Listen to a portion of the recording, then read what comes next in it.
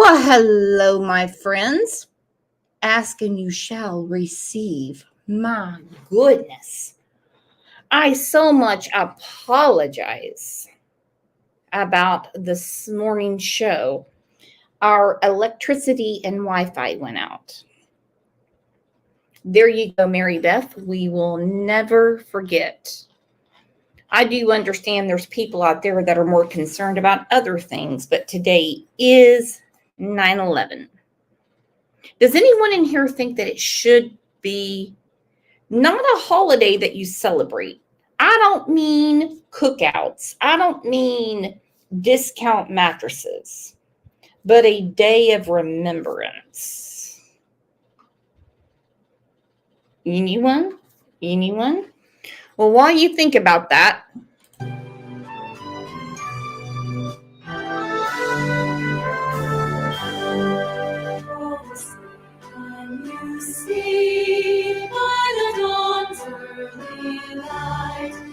so proudly we hail at the twilight's last gleaming. His bright stripes and bright stars through the perilous fight. For the ramparts we watched were so gallantly streaming, and the rockets' red glare, the bombs bursting in air, came through the night, that our flag was still there. Oh, say does that star-spangled banner yet wave? The land of the free and the home of our brave.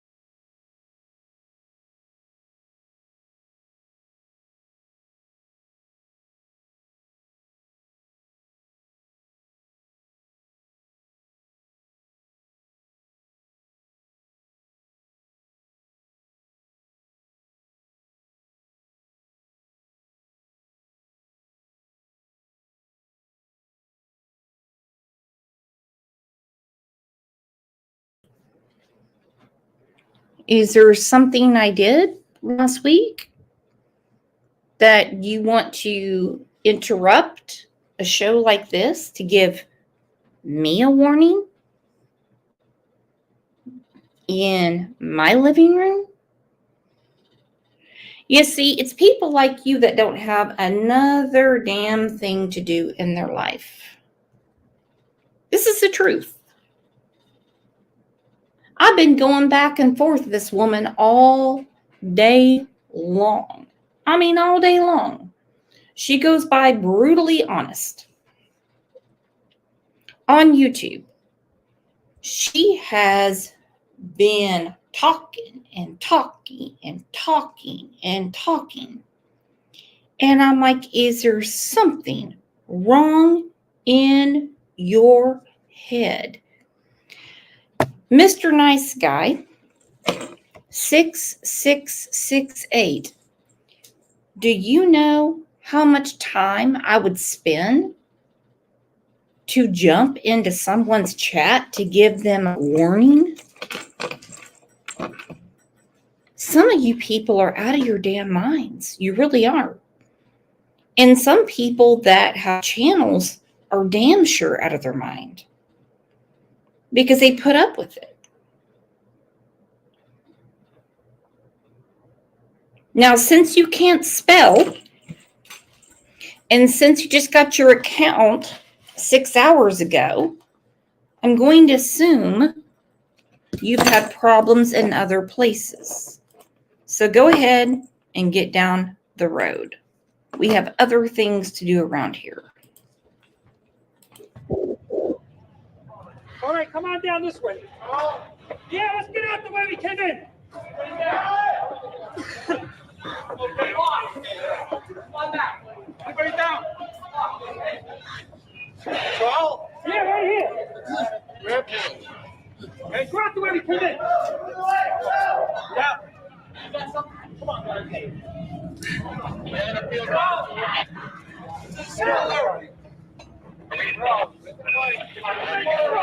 All right, guys.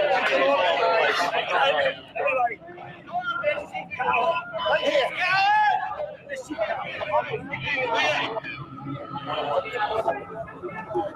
Yeah.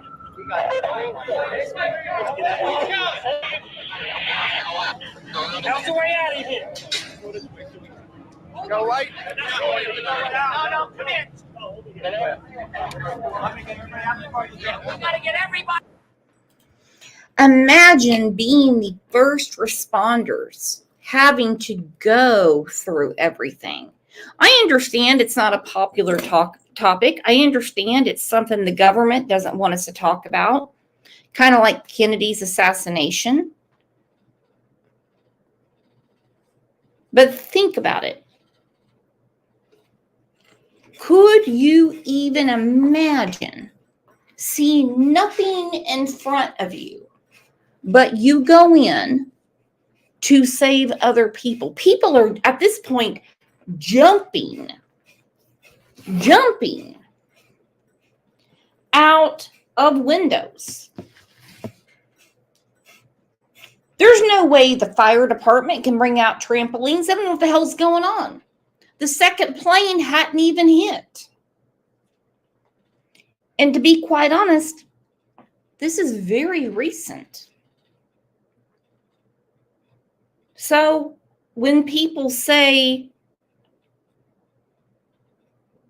nothing's going on this planet, let me tell you what, this is not that long ago. Everybody out! Let's go! Let's get some lights. Let's go! Many people ask me, what was it like that day? Command post, Tower 1, to all units, evacuate the building. Command post to all units. Command post to all units. And I think what they're asking is, what was it like to be part of history?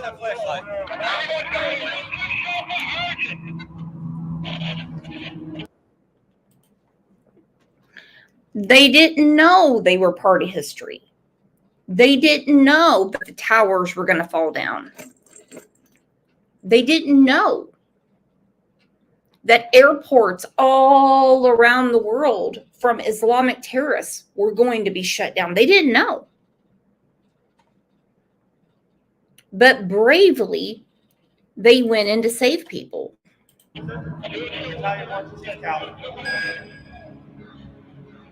And then I tell them my story.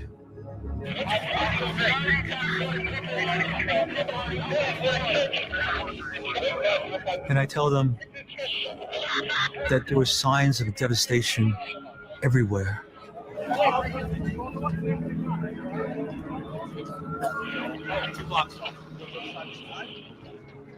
But there were also signs of hope.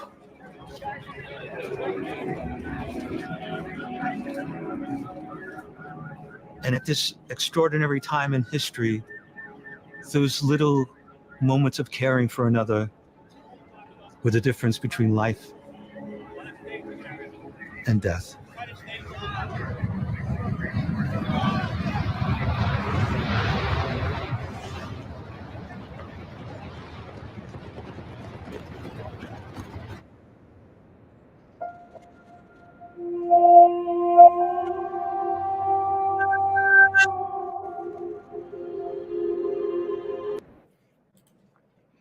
I just saw it's from National Geographic. Let me call my husband real quick. He'll tell you, being in New York, what he witnessed, because he could see the smoke all the way from upstate.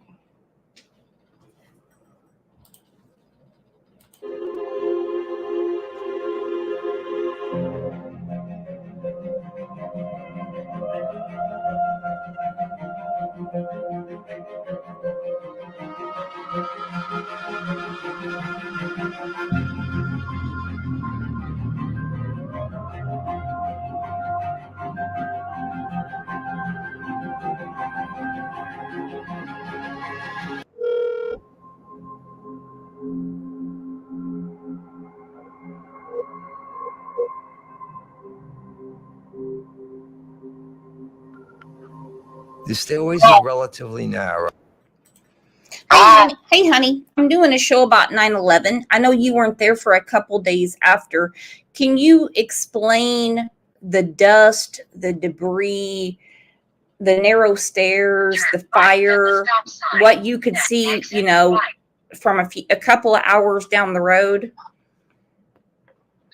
It was an absolute war zone. The biggest thing to me that still stands out is the smell that was in the air.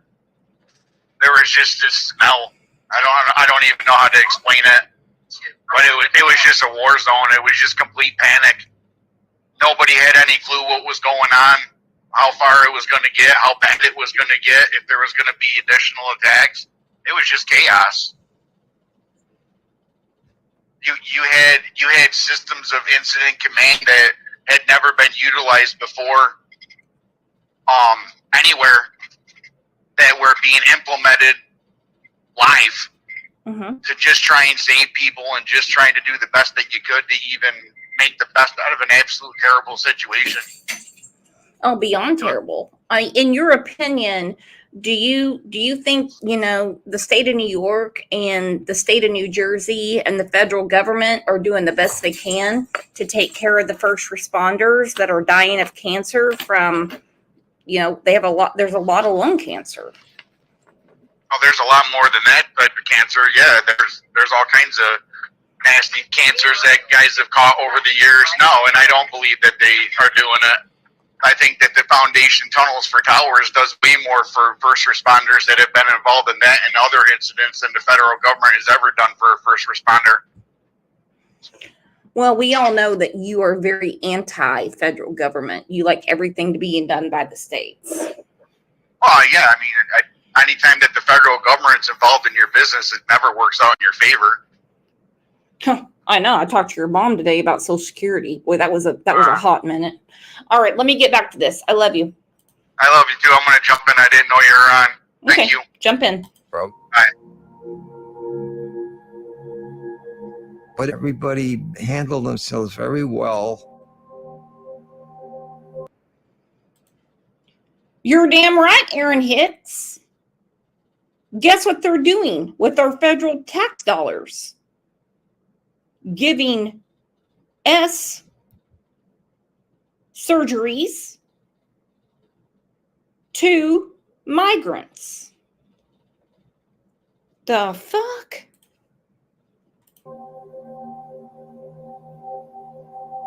Nobody panicked. People were thanking us. Thanks for doing a great job. And I just said to the guys, it's going to be a tough day, but we're going to get through it. Plane, something hit the World Trade Center. Something happened at the World Trade Center. It's not good.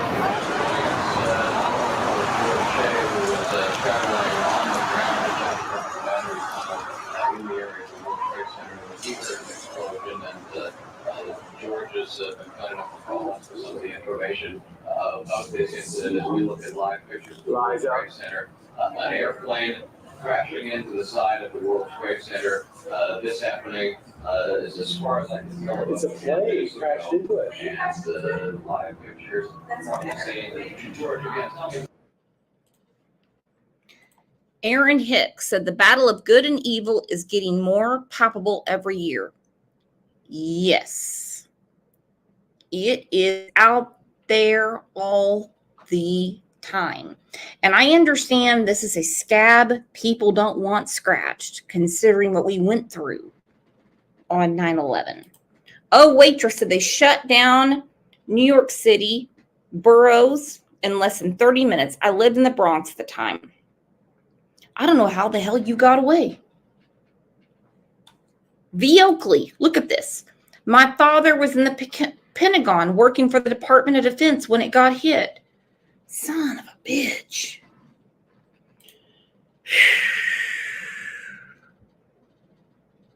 And we've had other attacks today they won't talk about.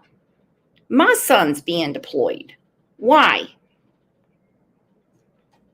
Nufflin. We had terror alert for weeks here in Germany. Hey, speaking of Nufflin, if you know a good way to make sauerkraut, send me your recipe. Because my husband liked to have some.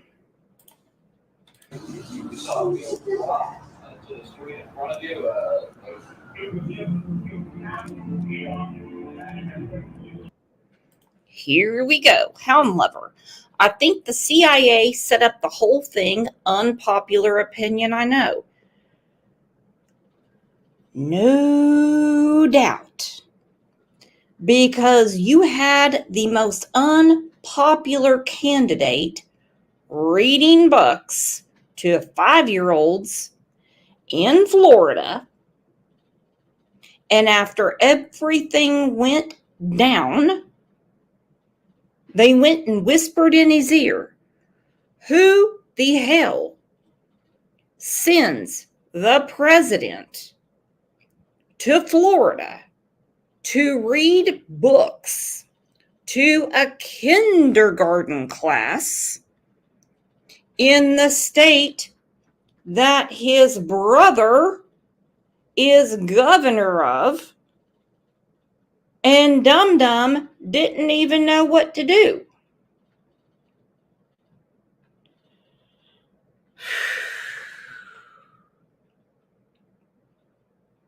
Who told the Air Force to stand down? Who told them? We have planes all around this planet.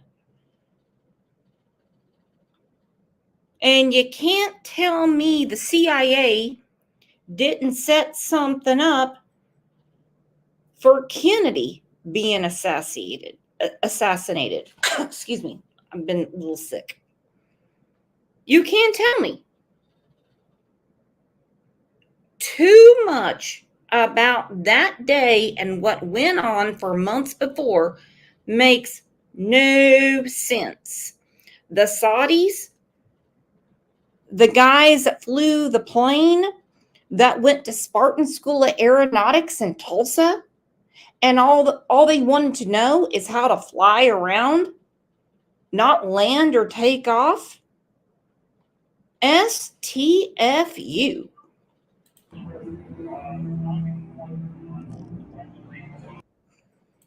This is the reason when DT driving or go anywhere, it better be a 1-story building. I'm in the walk-in refrigerator for a good 15 minutes. The door's closed. And when I come out of the refrigerator, there's nobody there. There's no kitchen staff, there's no waiters, there's just nobody there. And I'm like, where's everybody at? Where's everybody at? I look into the chef's office and I notice the ceiling is cracked. There's a crack in the wall, there's a little bit of water coming down. And then a guest comes in from the restaurant and I go to tell him, like, you can't be here. You gotta go back out. But I already noticed he had a crazed look in his eye. And then he's like, just go look. Just go look. As I'm pushing the door open, there's something caught in the door. I'm looking at it thinking, it's a dead animal. So I'm like, what is this? What is this dead animal doing here? And I look closely, and it's an arm. And then I get ready to go back in. He said, no. Go outside and look.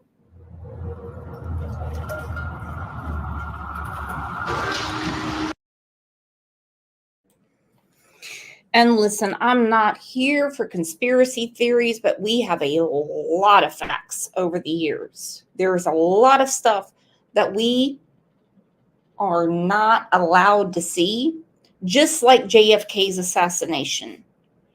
It's too tender on our ears, as if it's painted on. Rain Girl, it changed from hijackers to terrorists. Yeah, there was a big plan. Like JFK.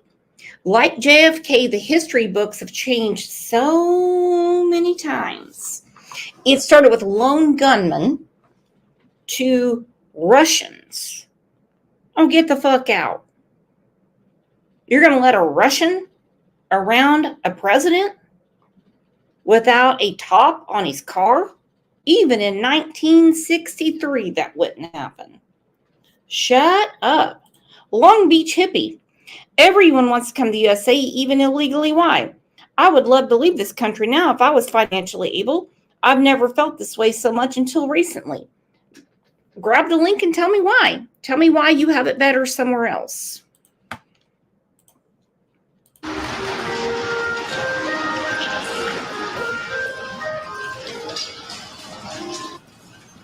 As I look around the courtyard, there's nobody there. I saw burning pieces of metal everywhere. I saw pieces of luggage. I had no idea where they came from. I look around the corner and there's bodies everywhere. As far as I can see, it's like just broken up bodies. Like that's all I can see. Maybe 100 bodies broken up into little pieces, just arms and legs and heads and everything. And so like right away I'm freaking out. And then a body comes falling out the sky and lands right in front of me. Just boom, like loud, and just like breaks up when it hits the ground. And then like a friend of mine, I don't even know where he came from. He's like, "Did you see that, Kevin? Did you see that?" And it's like, "Yeah, I saw that." So now we're trying to figure out how to get out.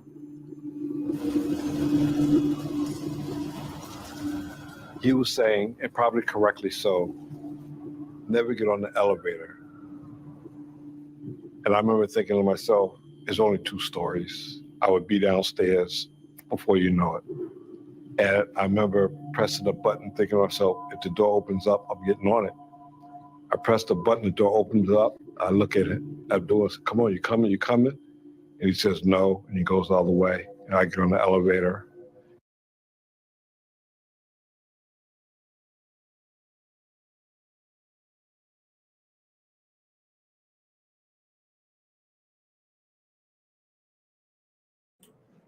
Brooks Laneface just showed up. I'm going to assume this person is patriotic and wants to talk about 9/11. We'll see if they pop back up. And he never made it out. You're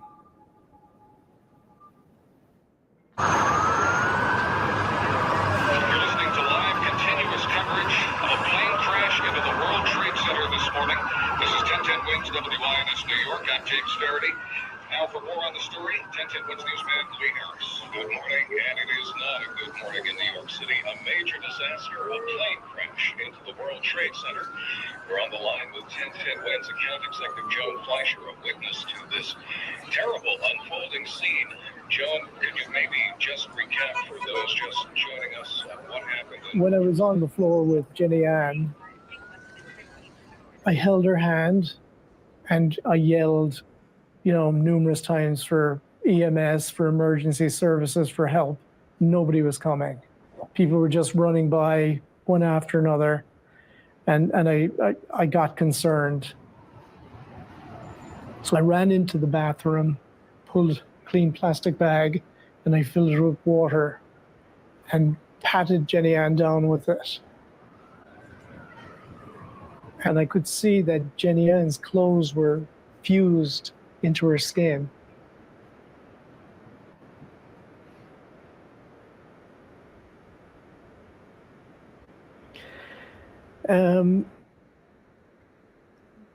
While we were on the floor, and when there was no emergency services help or aid coming,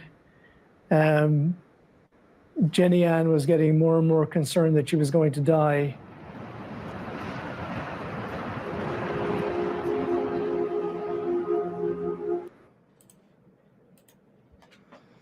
Hey, sweetheart, thank you for joining. What do you think about this day?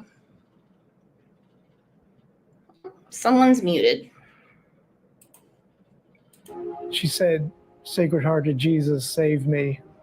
I don't want to die. And I said, are you Catholic? She said she was. So I said to her, let's say the Lord's Prayer.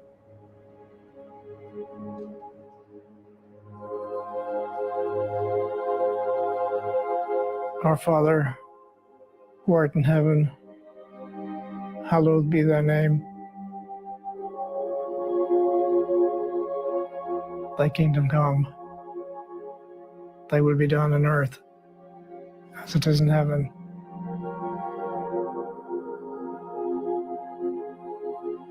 Give us this day our daily bread, and forgive us our trespasses,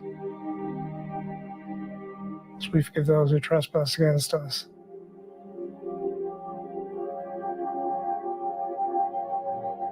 And lead us not into temptation, but deliver us from evil.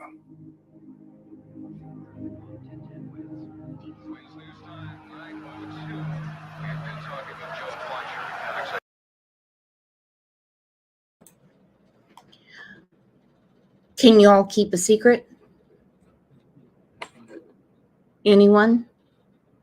We have 62 people in here. Anyone? Can anyone keep a secret? Guess what?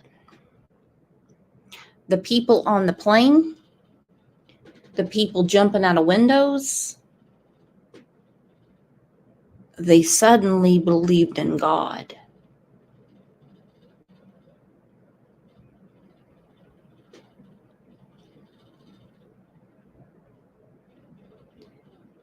Any atheists in that building were no longer atheists.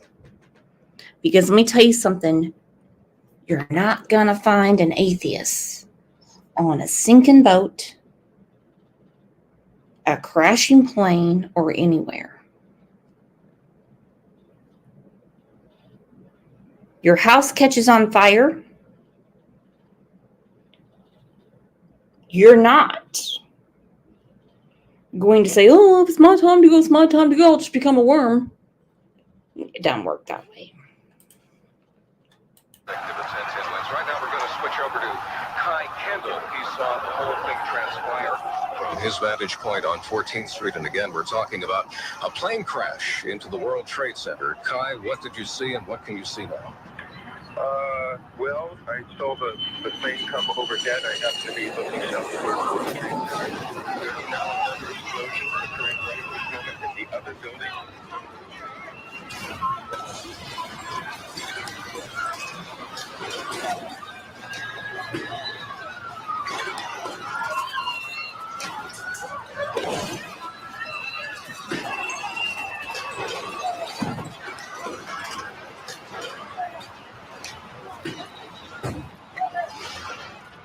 There's no doorway.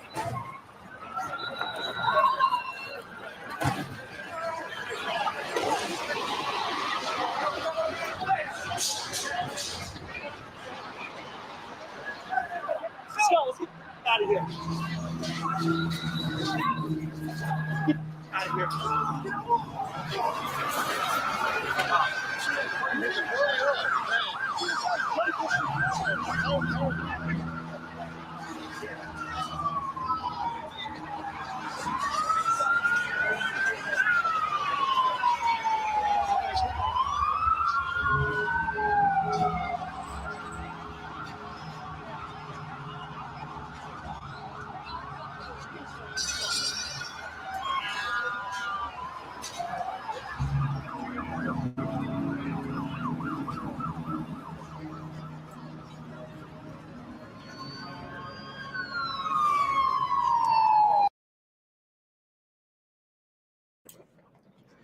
Megan said, I was pregnant with my 23-year-old daughter. The smoke was in the air for weeks. Wow. Wow. I really appreciate everyone being here.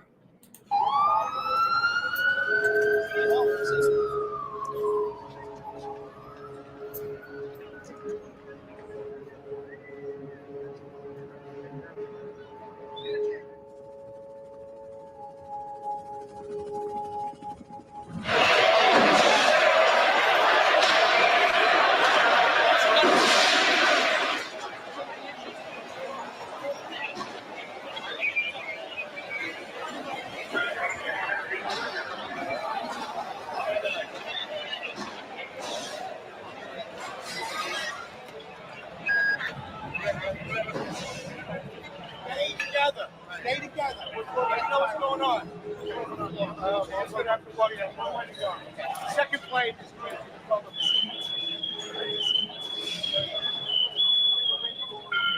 yes,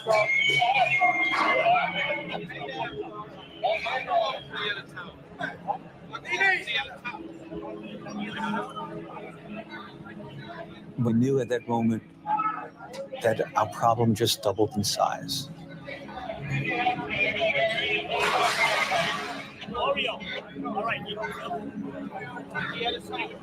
So at that point, we met in a football huddle. And Deputy Chief, the Division Chief Pete Hayden, gave us an order.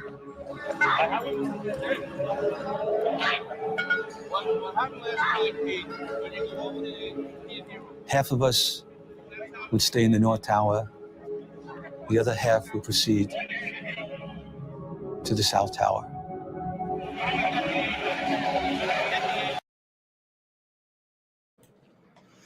Same here, Petty Kitty. My son was 5 years old, and they called school out. Everyone had to go home because you didn't know what was going on. I didn't know what to do. Because for 2 towers in New York City to come down, we didn't know what was going to happen next.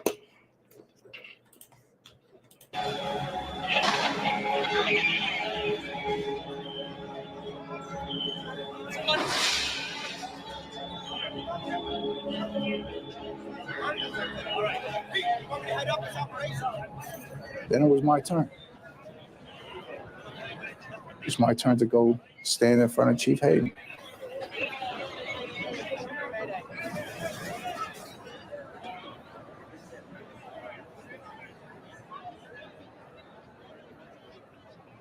Our orders were to go upstairs in the North Tower for search and rescue. And one of the firemen from Rescue 1 looked up, he said, "We may not live through today." And we stopped and we thought about what he said. So you're right, we may not. And we stopped and we took the time to shake each other's hands and wish each other good luck. And it's great knowing you. And hope I see you later. And of all those guys I was surrounded by, I'm the only one that's alive. They all died.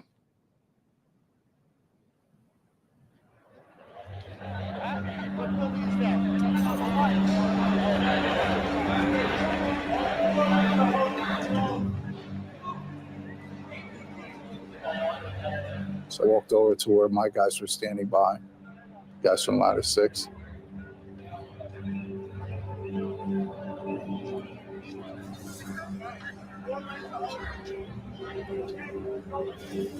And I say to them, "It's all right, guys. Here's the deal. It's a raw deal, but this is what we have to do. We have to go upstairs for search and rescue in this building."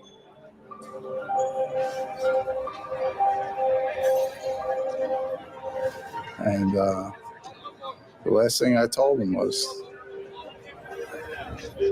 "They're trying to kill us, boys. Let's go."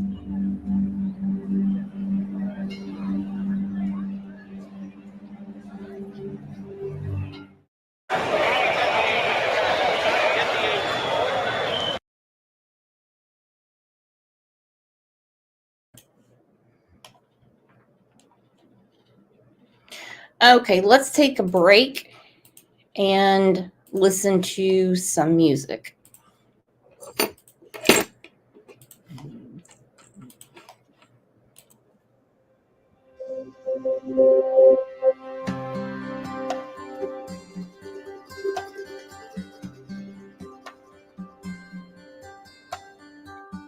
Where were you when the world stopped turning on that September? Yep, that is a picture. That is a picture of President Bush reading to kindergartners.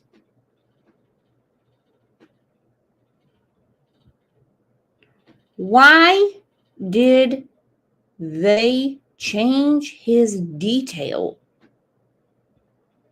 the day before and he didn't question it?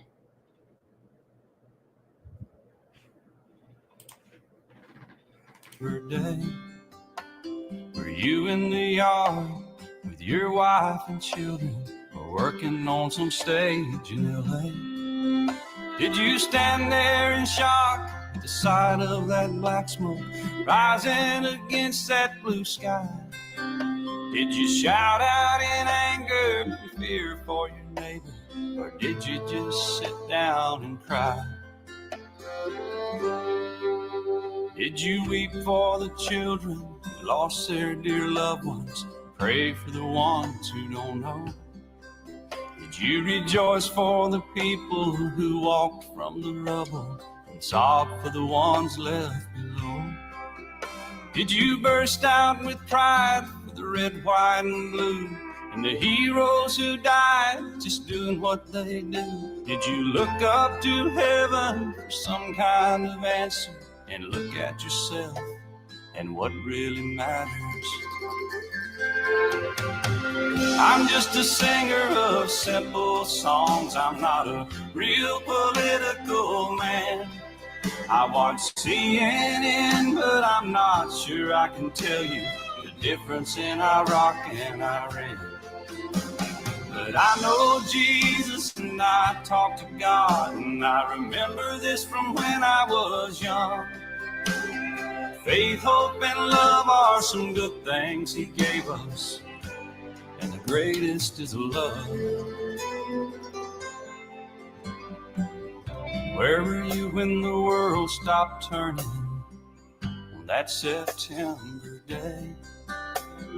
Teaching a class full of innocent children, or driving down some cold interstate? Did you feel guilty cause you're a survivor? In a crowded room, did you feel alone? Did you call up your mother and tell her you loved her? Did you dust off that Bible at home? Did you open your eyes and hope it never happened? Close your eyes and not go to sleep. Did you notice the sunset the first time in ages? Speak to some stranger on the street. Did you lay down at night, think of tomorrow, go out and buy you a gun? Did you turn off that violent old movie you're watching and turn on I Love Lucy reruns? Did you go to a church and hold hands with some strangers, stand in line and give your own blood? Did you just stay home and cling tight to your family? Thank God you had somebody to love. I'm just a singer of simple songs. I'm not a real political man. I watch CNN, but I'm not sure I can tell you the difference in Iraq and Iran. But I know Jesus and I talk to God, and I remember this from when I was young. Faith, hope, and love are some good things he gave us, and the greatest is love. I'm just a singer of simple songs. I'm not a real political man. I watch CNN, but I'm not sure I can tell you the difference in Iraq and Iran. But I know Jesus and I talk to God, and I remember this from when I was young. Faith, hope, and love are some good things he gave us, and the greatest is love. And the greatest is love. And the greatest is love. Where were you when the world stopped turning?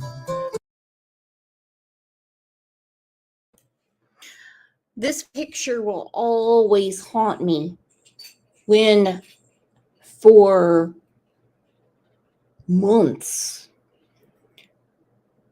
People would make basically snowmen or whatever out of the ashes.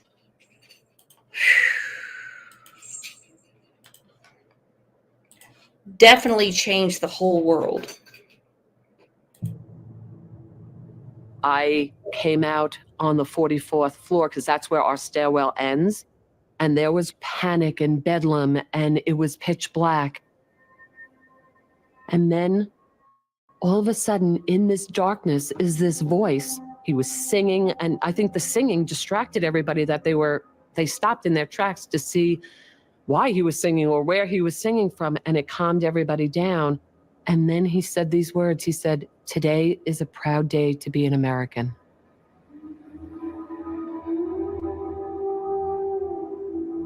It was Rick Riscola, our head of security.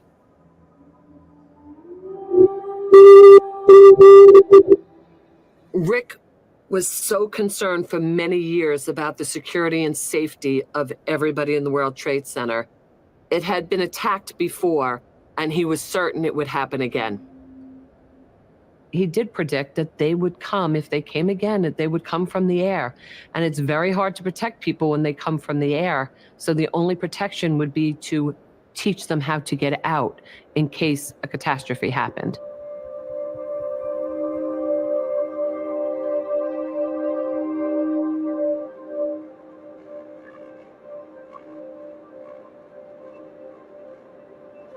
Rick had them redo the stairwells, repaint them, make sure there was lighting so everybody could see where we were going.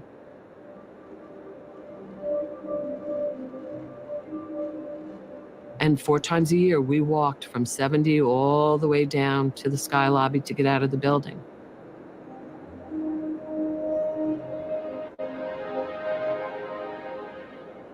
You know, at first people would just assume this is over the top, it was exaggerated, it was, do we really need to do this? I mean, in my mind, my favorite line was, lightning never strikes the same place twice. So after 93, I didn't even think about it because I was like, no one's ever going to attack the same building again.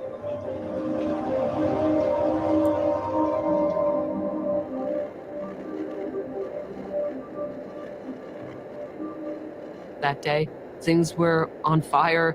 You know, things are blowing up, and he really was able to refocus everybody pretty quickly and disperse the crowds to the proper stairwells to get them out of there.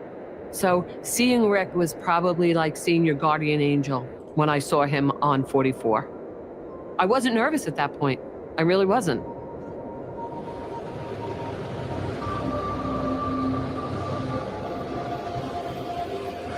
Look at his big camera. Look at his big camera. You will tell your grandchildren You were there. we were there.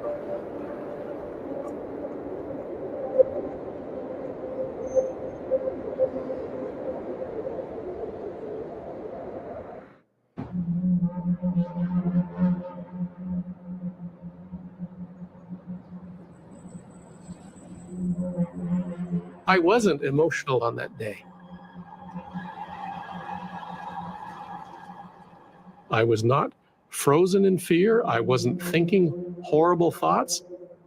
My mind, thankfully, protected me from absorbing any carnage. Now, my mind blocked anything that might have been really ugly out there. I don't remember, other than this grayness. Others died and I didn't. I wasn't having any of that in my mind yet. Again, I cannot explain why. I keep wondering, well, am I cold-hearted? I don't think so. I think I'm tender and compassionate when I need to be.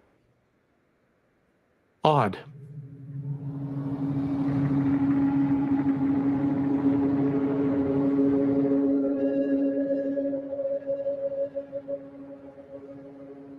I was stuck on the 81st floor.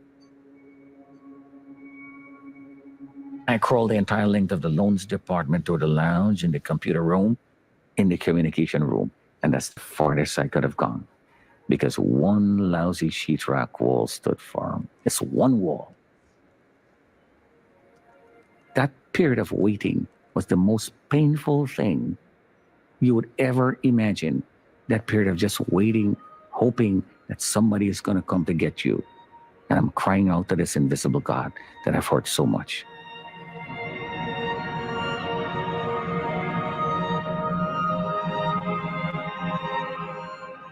From the 84th floor, I led a group of people down the stairs, and we arrived on the 81st floor, me in the lead. As I arrived there, a heavy-set woman came up and stopped me. We've just come off a floor in flames and smoke, and we've got to go higher. And of course, I'm stopped now and can't get past her. And bump in behind me comes the rest of my team, if you like.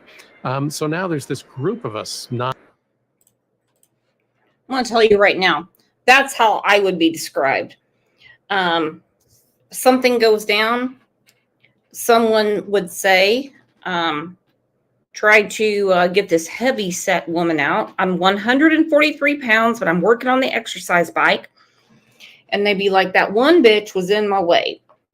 I don't know who this woman is, but I would love to meet her because she was one of the people, she was in the way. 9-10 people on the 81st floor landing who are now beginning the debate, listening to her and starting to discuss, well, do we go up? Do we go down? What do we do now? I'm behind of a wall, and I'm crying out, wait for me, don't leave me to die.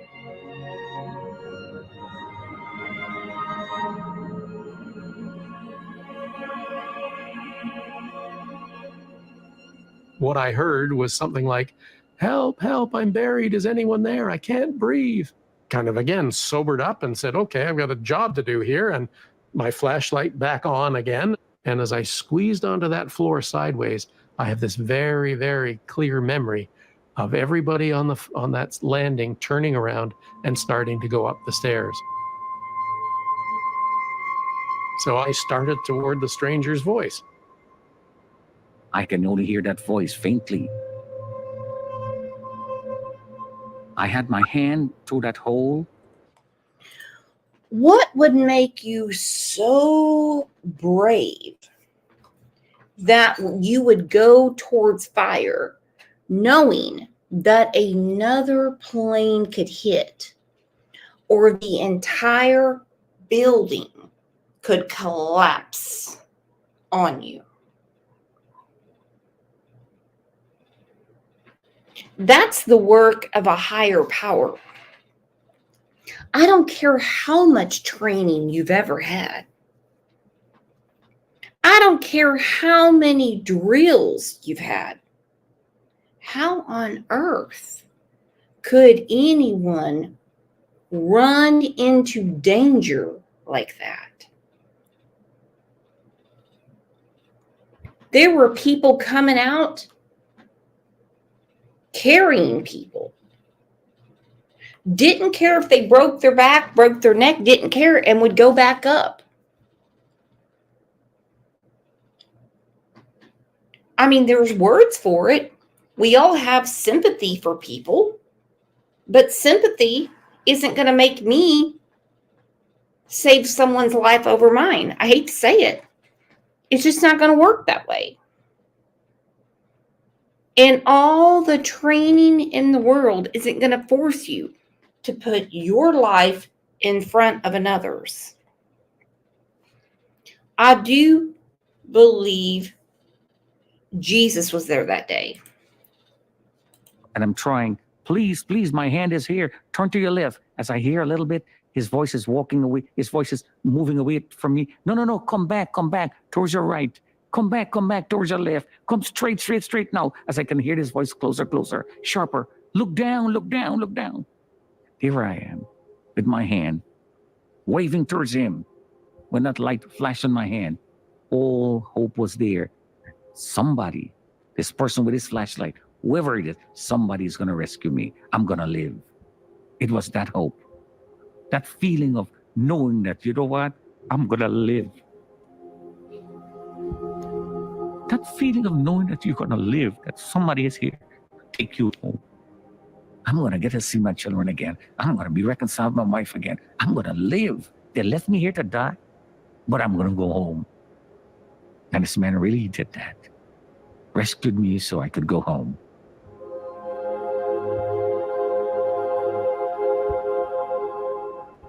Hallelujah, I've been saved, he said. One thing I got to know, do you know Jesus Christ? That was a very strange thing to hear at that time, and I wasn't ready for a philosophical discussion, so I stammered out a rather pathetic reply. I go to church every Sunday. That was the best I could do to that question. And come on, we got work to do here. So there was a lot of debris to the right and debris to the left of me, and this immovable wall between us. And I told him that the only way out of there is for you to come up this wall. So he tried once, and I missed him. I said, you must do this. And over the wall he came, and then his weight on me pushed the desk over. We fell back onto a pile of debris, and he gave me a big kiss. And he got up and he says, well, what are you doing? He fixed his jacket and his tie. And he stretched his hand. He says, Brian Clark. I said, Stanley Premnan. And he said, I'm Stanley. He said, we'll be brothers for life. And I said, well, I have no siblings. I said, we can be brothers. And then I noticed I had a puncture wound on my right palm.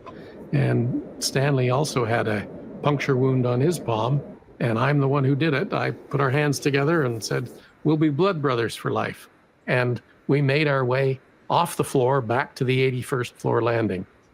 I shone the light down, and I took that. I didn't see flames. I saw some smoke coming up. And I took that, gratefully took that fateful first step down, and we continued on down.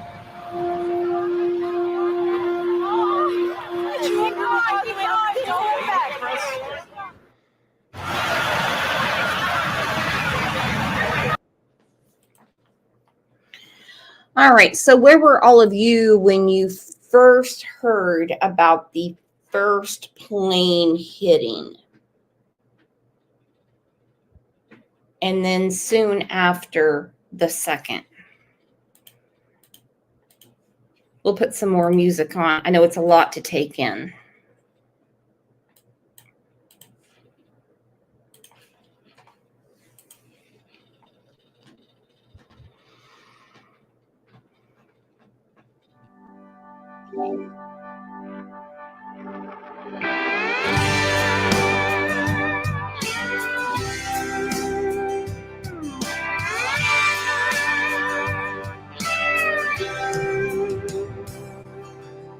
I hear people say we don't need this war, but I say there's some things worth fighting for. What about our freedom and this piece of ground? We didn't get to keep them by backing down. They say we don't realize the mess we're getting in. Before you start your preaching, let me ask you this, my friend. Have you forgotten how it felt that day to see your...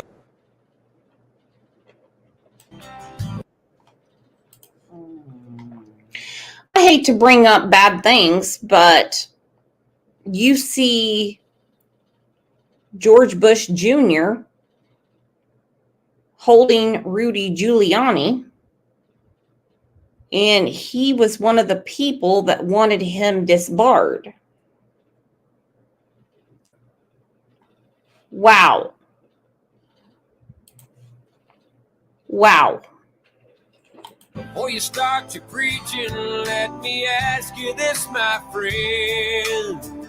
Have you forgotten how it felt that day to see your homeland under fire and her people blown away? Have you forgotten when those towers fell? We had neighbors still inside, going through a living hell. And you say we shouldn't worry about Bin Laden. Have you forgotten?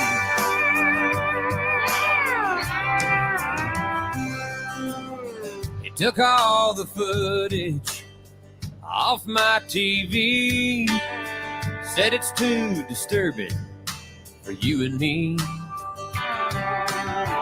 It'll just breed anger, that's what the experts say.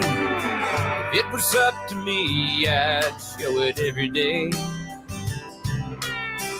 Some say this country's just out looking for a fight.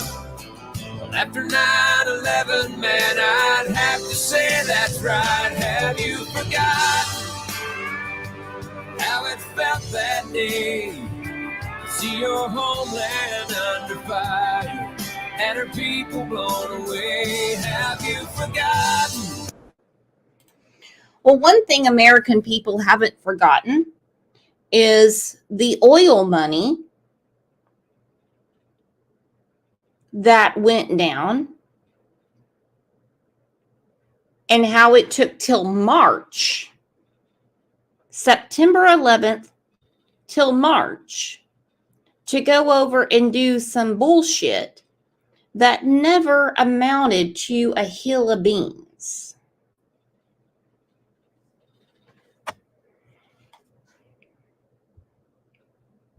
And once it was done and that oil was given to Russia,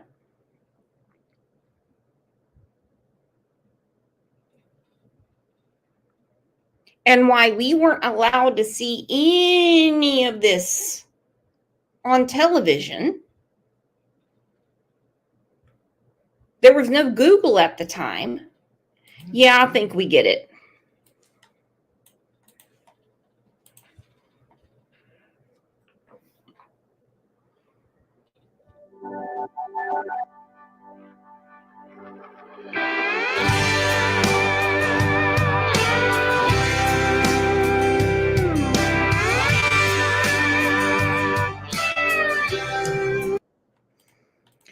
That's what I'm talking about, polythene fam.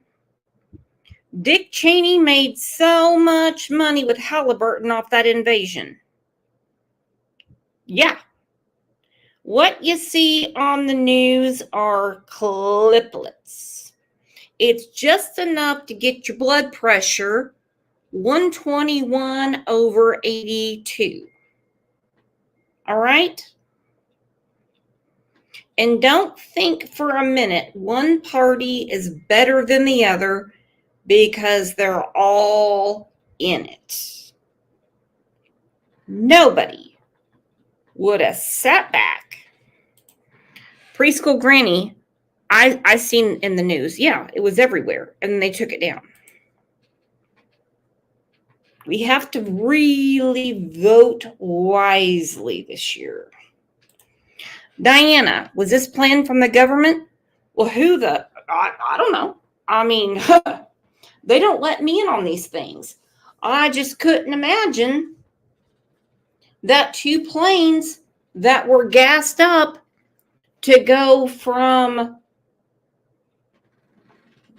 New York to California would suddenly lose a path and go into the Twin Towers, and they were let in here illegally.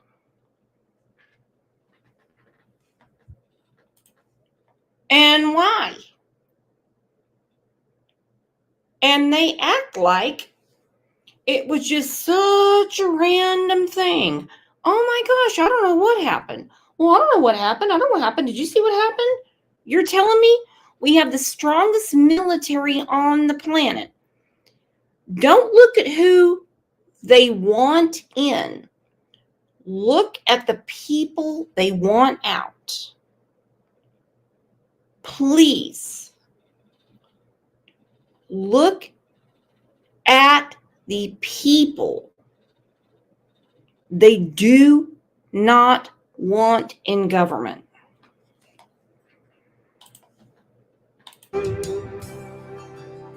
I hear people say we don't need this war, but I say there's some things worth fighting for.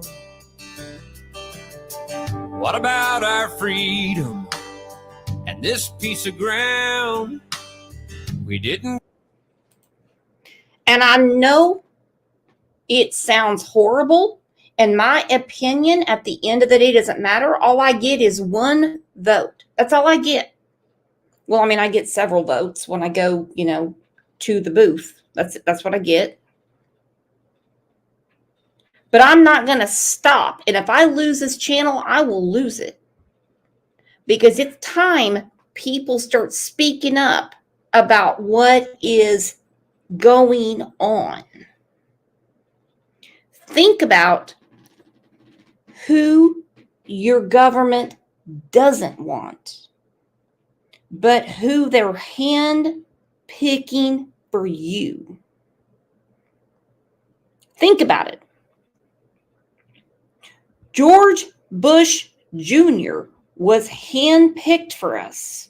We couldn't figure that shit out about those fucking chats in Florida where his brother was a governor. We're like, what?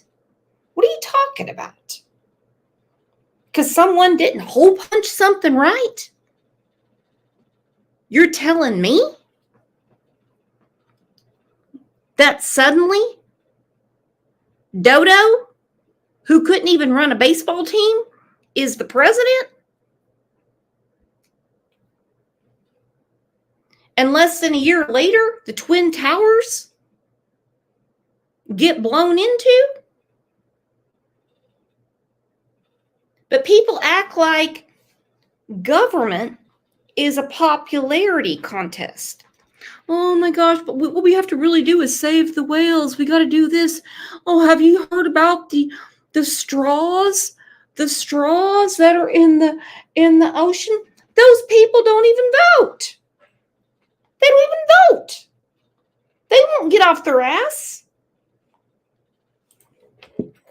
Get to keep them by backing down. I can tell you something right now. You get a bunch of mothers together whose children serve, they'll tell you what's up. You get a lot of veterans together, they'll tell you what's up. They say we don't realize the mess we're getting in. Before you start your preaching, let me ask you this, my friend. Have you forgotten how it felt that day to see your homeland under fire and her people blown away? Have you forgotten when those towers fell? We had neighbors still inside, going through a living hell. And you say we shouldn't worry about Bin Laden. Have you forgotten?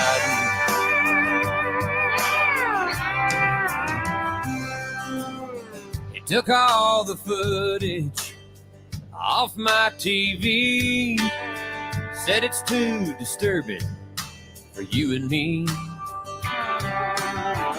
It'll just breed anger, that's what the experts say. If it was up to me, I'd show it every day. Some say this country's just out looking for a fight. Well, after 9/11, man, I'd have to say that's right. Have you forgotten how it felt that day? See your homeland. Oh my gosh, Megan. She said, I'm not a political person. No one is. We all do our own thing. But Rudy loved that city, and the city has gotten so horrible since he left. Bad enough to I'll never move back. I visited a few years ago, and I was shocked.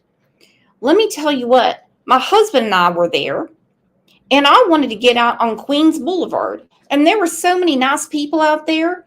My husband said, no way you're getting out of here. I wanted to visit some bodegas, do things like that. You've got to be, it's horrible. Trash everywhere. And it is the most major city in the world.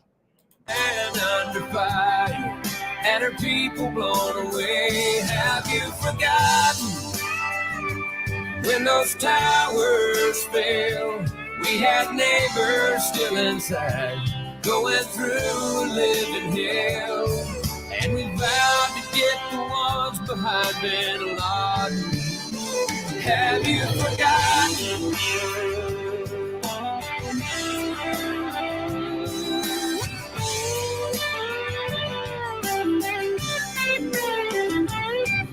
I've been there with the soldiers who've gone away to war, and you can bet that they remember just what they're fighting for.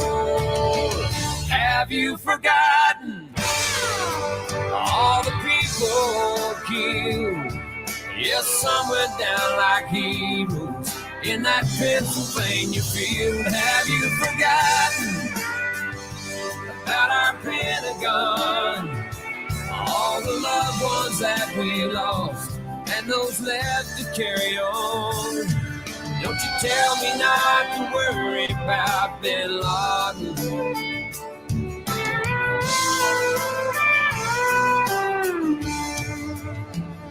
Have you forgotten? Have you forgotten? Have you forgotten?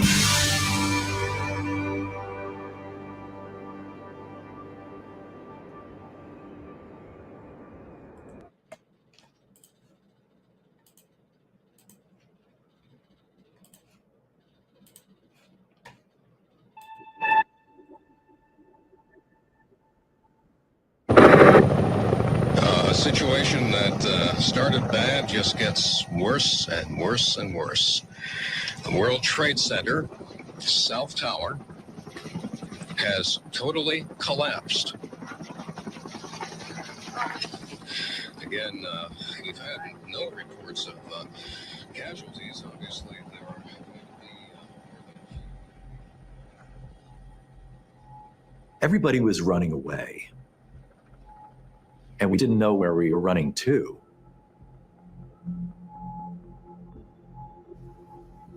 I turn around and there's this door, and it's a way to escape.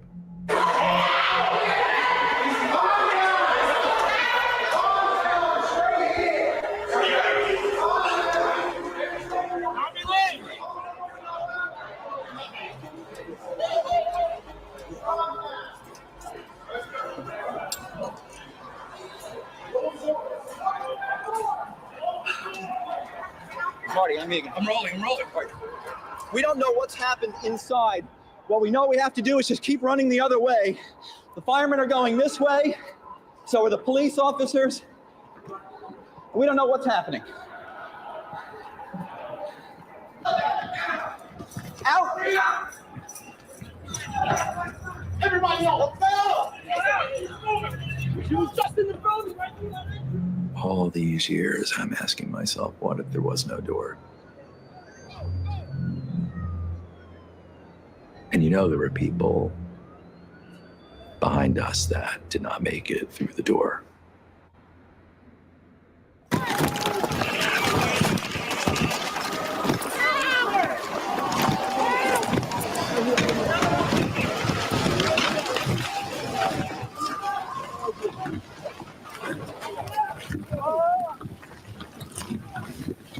Both Jen and I ran back across the street where we thought the entrance to the building was.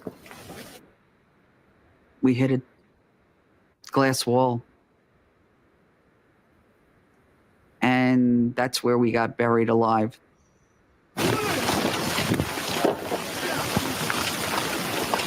The 10 to 12 people that were with us, we were all banging, clawing, trying to break that window. It wasn't breaking. And at that point, my nose and my mouth were just filling up with dust and whatever else was in the air. And I couldn't breathe. Even with my shirt over my mouth, I couldn't breathe. And I remember slowly sinking to the ground and thinking, this is it. I'm gonna die. And I'm getting upset about it now, but in that moment, it was very peaceful. And even though I didn't know that the tower had collapsed. I didn't really know what had happened. I do remember thinking distinctly that at least my parents were going to get my body back. My parents were, I was whole. I was whole, I wasn't damaged, and my parents wouldn't get me back. My parents were going to have me and to take home.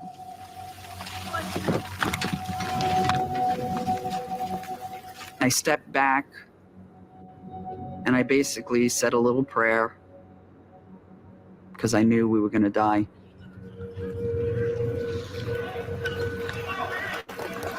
I grabbed Jen, I closed my eyes, and then all of a sudden, one individual got to his gun.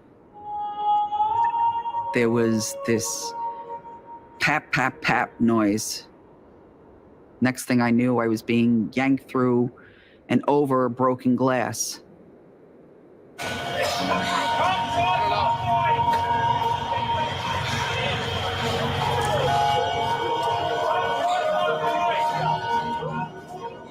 Later on, I found out it was a police officer who got to his secondary gun and shot out the window and saved us all.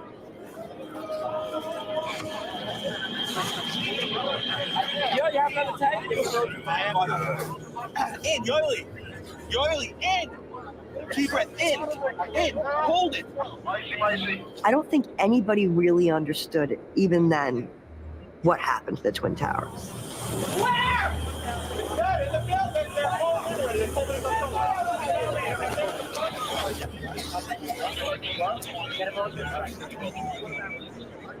I was numb, like in shock. I still don't remember. It was disbelief.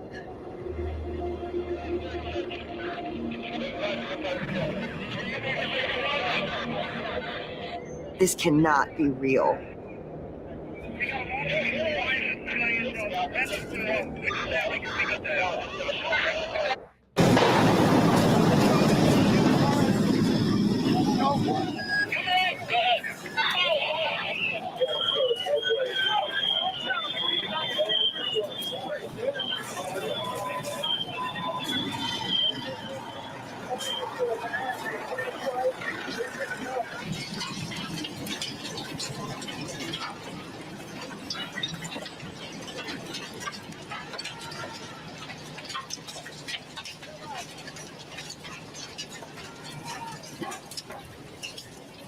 As we exited out of the tower, I could hear this rush of air, feeling the heat, and then this thumping sound, and then it was just smacked down, just plastered down, completely buried.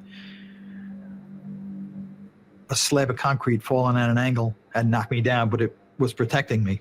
I was sort of in a little cocoon, and it got just dead quiet to the point where I said, you know what?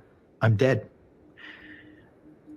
At that point, the thoughts going through my mind were, well, my kids, I have a birthday to plan, and my daughter's going to be born. I'm not going to be around for my kids. I won't even see my daughter's face when she's born. I have to be there. But as I started to move, someone grabbed my ankle.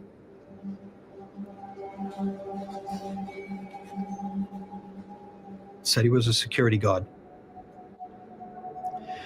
And he said, if we stay here, they'll find us. I said, if you stay here, you're either going to smother or you're going to burn to death. And I started digging, and he followed behind me. And finally we saw a little peephole of light, and I looked at him. I said, okay, I'm going to push you through. He was smaller than I was. I said, see if you can move some stuff so I can get out. And he squeezed past me, and I helped push him out. And I got back down. I was waiting. I didn't see anything happening. And when I stuck my head back out, he had been walking away down a pile of debris. So I started yelling at him, yo, yo. And he just kept waving, like, come on, come on. And I was the only one talking. And I said, I can't get out. And at that point, I could see He's wearing like his security guard suit. But he just kept going. At that moment, I got really angry and I picked up a piece of concrete that was laying there and I actually threw it at him. That's how angry I was. I missed him, and luckily I did, because I would have had to live with that the rest of my life. But once he left me there, just the next thought is, okay, I'm on my own.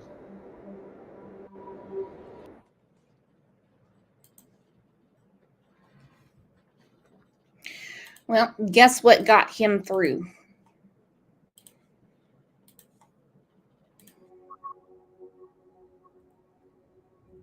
Are you past the point of weary? Is your burden weighing heavy? Is it all too much to carry? Let me tell you about my Jesus. Do you feel that empty feeling? 'Cause shame's done all it's stealing, and you're desperate for some healing. Let me tell you about my Jesus. He makes a way where there ain't no way, rises up from an empty grave. Ain't no sinner that he can save. Let me tell you about my Jesus. His love is strong and his grace is free. And the good news is I know that he can do for you what he's done for me. Let me tell you about my Jesus, and let my Jesus change your life. Hallelujah, hallelujah, hallelujah, amen, amen. Who can wipe away the tears from broken dreams and wasted years, and so the past to disappear? Oh, let me tell you about my Jesus, and all the wrong turns that you would going on to if you could. Who can work it out for your good? Let me tell you about my Jesus. He makes a way where there ain't no way, rises up from an empty grave. Ain't no sinner that he can save. Let me tell you about my Jesus. His love is strong and his grace is free. And the good news is I know that he can do for you what he's done for me. Let me tell you about my Jesus, and let my Jesus change your life. Hallelujah, hallelujah, hallelujah, amen, amen, amen. You take my cross to Calvary, pay the price for all my guilty. Who would care that much about me? Let me tell you about my Jesus.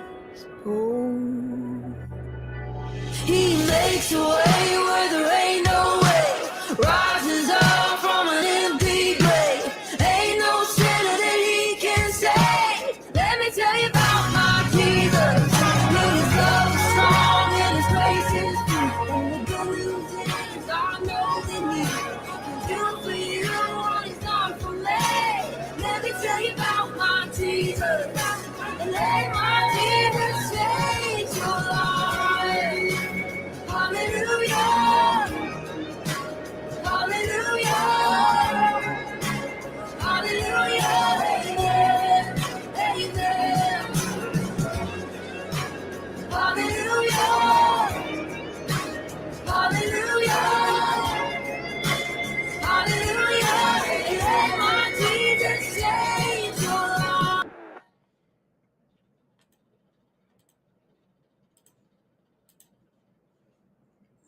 You're going to have to do what you have to do.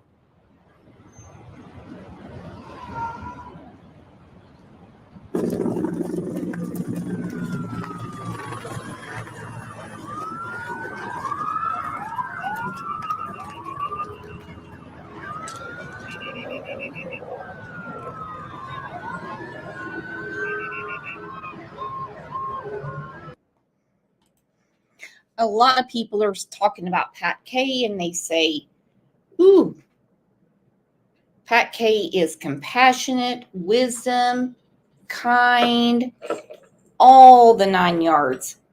Pat Kay would have gone to a telephone booth, taken off her glasses, and put on a Superman costume and saved everyone. No one has ever, except me, seen Pat Kay in action. She is an amazing woman.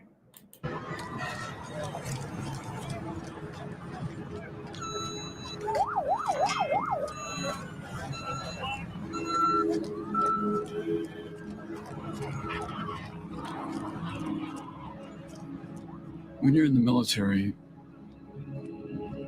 you train for battle. You know, I've been to sea on submarines where we had casualties, where I had to run to the scene of the casualty and you know, put out a fire or something like that. Nothing compared to what we experienced that day.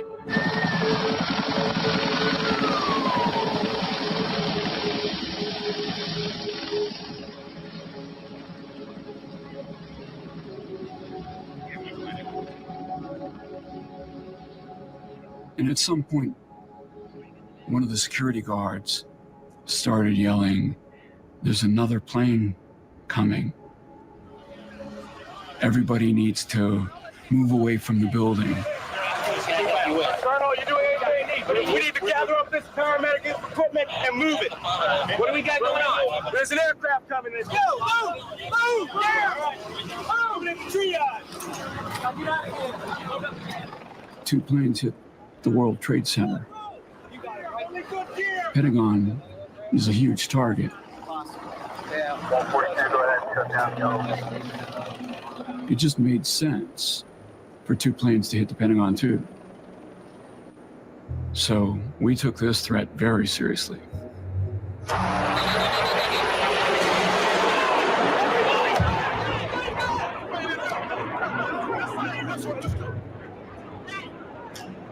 Get back! Get back! I got another inbound plane! Josh! Everybody get back! Get back! Get back! Get back! Every airport in the United States has been shut down as the FAA and the government tries to figure out exactly, are there more attacks yet to come? CNN's David Ensor joins us from Washington. David, where in the Capitol are you now? Well, Aaron, I'm in our bureau, but I have on the telephone with me Barbara, who's the wife.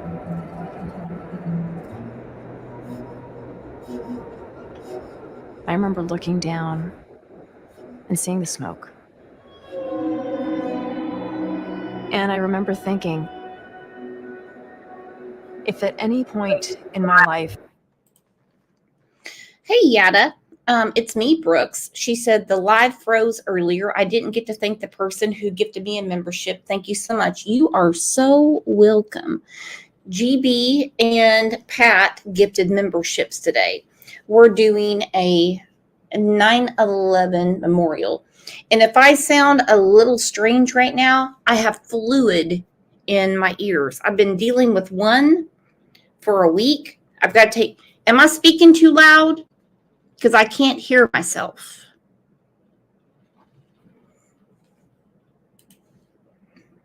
But so happy you are here. So imagine 4 planes. One hit the first tower. The second one hit the second tower. A plane crashed in Pennsylvania. One hit the Pentagon. It doesn't matter to me because I talk loud anyway. What I did mattered. It was now.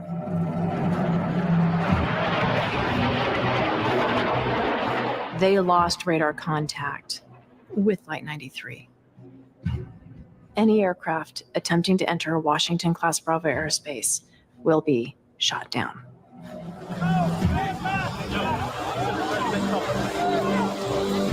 But it normally takes... Okay, I'm going to go back to this in a second. If you all remember, at this point, they were grounding all flights. Hell, there were some people that were even stuck in Memphis, Tennessee. Could you imagine? You have to go and find a motel around Memphis, Tennessee. All hell broke loose. All flights were grounded. Doesn't matter. If you were on your way to your home, or if you were on your way to your favorite destination to see your great-great-great-grandchild being born, didn't matter. There was no planes in the air. And smoke. And I remember thinking, if at any point in my life what I did mattered, it was now.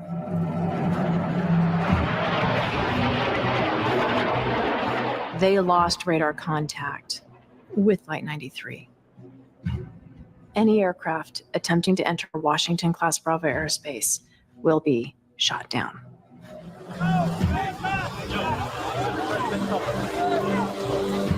But it normally takes 10 to 20 minutes to get real missiles loaded up on the jets.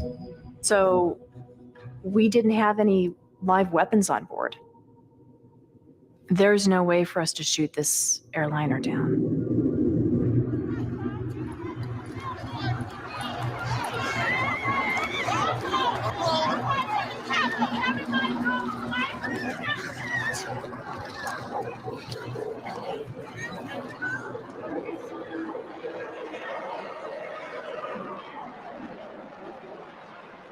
I was just a brand new wingman. I had recently earned my combat mission ready status. My flight lead at the time was our director of operations, Mark Sasseville. His call sign was Sass. Go for 86, turn right, heading 080. We're going to back you for the traffic. And I distinctly remember I run after Sass down the hallway, down the stairs into life support where our flight lockers are and where all of our gear is. And I'm zipping up my flight suit when Sass looks at me and says, "I'll ram the cockpit." And I knew I would ram the tail.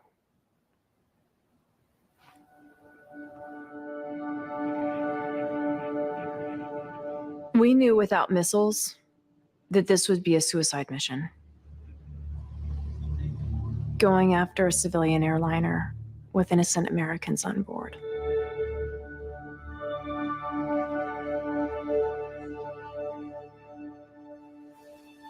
And these...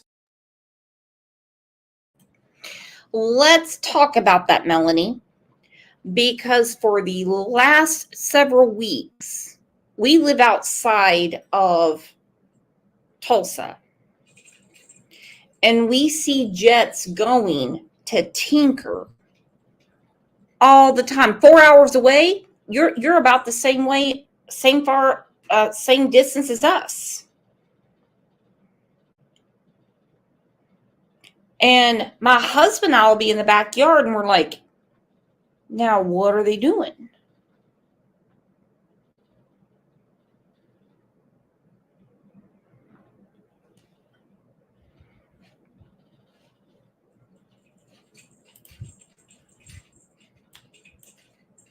Everybody get back! Get back! Get back! Get back! Every airport in the United States has been shut down as the FAA and the government tries to figure out exactly, are there more attacks yet to come? CNN's David Ensor joins us from Washington. David, where in the Capitol are you now? Well, Aaron, I'm in our bureau, but I have on the telephone with me Barbara, who's the wife.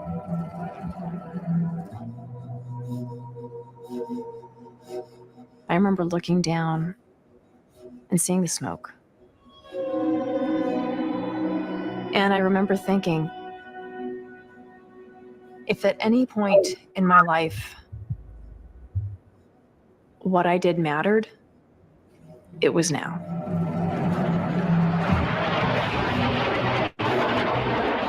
They lost radar contact with Flight 93. Any aircraft attempting to enter Washington-class Bravo airspace will be shot down.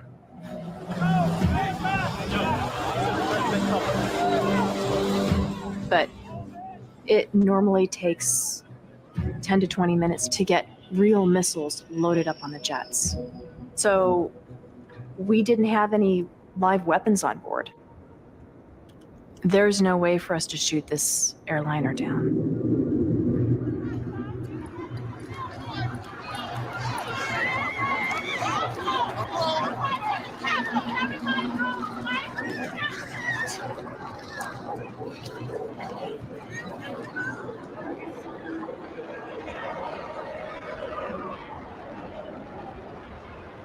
I was just a brand new wingman. I had recently earned my combat mission ready status. My flight lead at the time was our director of operations, Mark Sasseville. His call sign was Sass. Go for 86, turn right, heading 080. We're going to vector for the traffic. And I distinctly remember I run after Sass down the hallway, down the stairs into life support where our flight lockers are and where all of our gear is. And I'm zipping up my flight suit when Sass looks at me and says, "I'll ram the cockpit." And I knew I would ram the tail.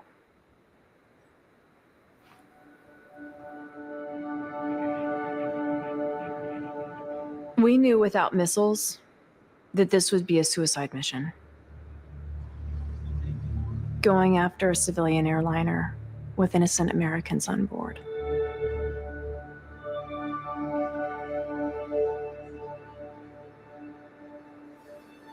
And these were citizens that we had sworn to protect.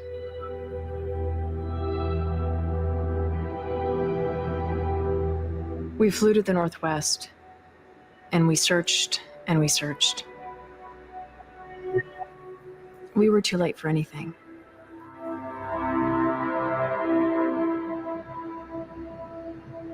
The passengers of Flight 93, they had to make that choice.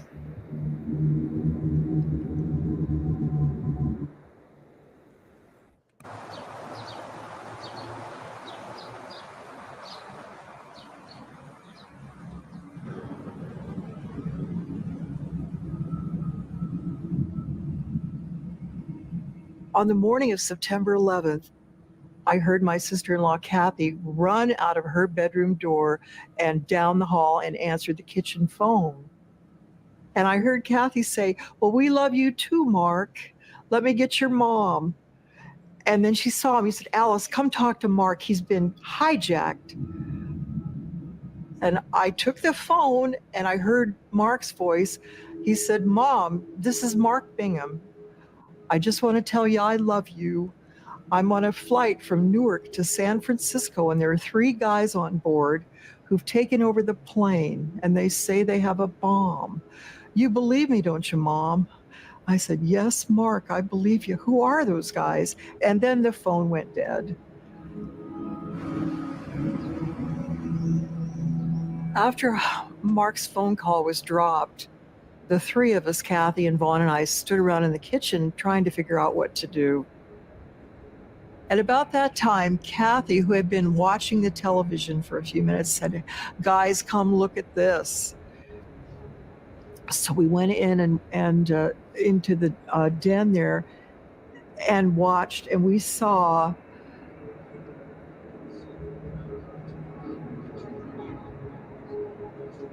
We saw images of the North Tower and the South Tower in flames. And we realized that Mark needed to be told that he was part of a much bigger scenario. So I excused myself. I went into another room and dialed his cell phone number. You've reached the mobile phone voicemail. Ring him, leave a message. Mark, this is your mom. The news is that it's been hijacked by terrorists. They are planning to probably use the plane to hit some site on the ground. If you possibly can, try to overpower these guys if you can, because they're hell bent. I'll try to call me back if you can. I love you, sweetie.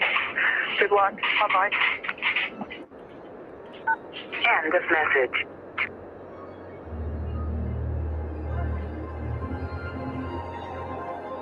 He was a young man. He was a force for good in the world. I had never taught Mark how to kill anybody, but I saw him do some pretty rough stuff on the rugby pitch, but always in fun and in the spirit of sportsmanship. And now I was hoping against hope that my son could be a killer.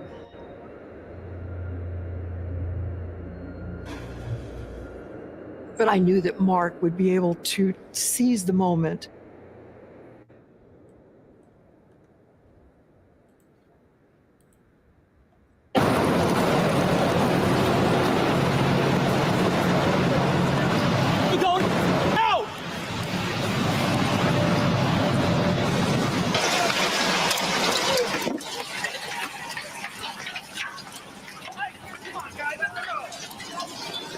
At any point, it would have been easy to just sit down and that would have been the end of me.